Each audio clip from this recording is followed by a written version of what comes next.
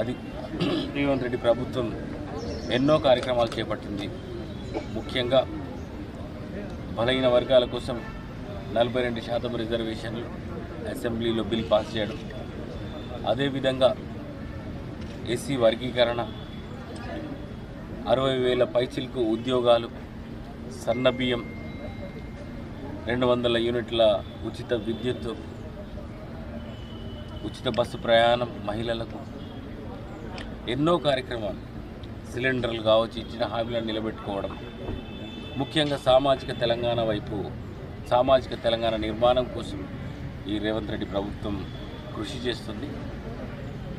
ఎన్నో కార్యక్రమాలు, ఎన్నో సంక్షేమ కార్యక్రమాలు, డైట్ ఛార్జెస్ పెంపు, గత కొన్ని సంవత్సరాలుగా డైట్ ఛార్జీలు పెంచకుండా బలహీన వర్గాల పిల్లలు, దళిత గిరిజనుల పిల్లల్ని నిర్లక్ష్యం చేయడం, విద్యను వాద్యాన్ని పూర్తిగా నిర్లక్ష్యం చేయడం, ఇలాంటి పూర్తిగా దీన్ని ప్రక్షాళన చేయడానికి రేవంత్ రెడ్డి ప్రభుత్వం కృషి చేస్తుంది. తప్పకుండా తెలంగాణ ప్రజలు ఏ ఆకాంక్షల కోసమే తెలంగాణ తెచ్చుకున్నారో,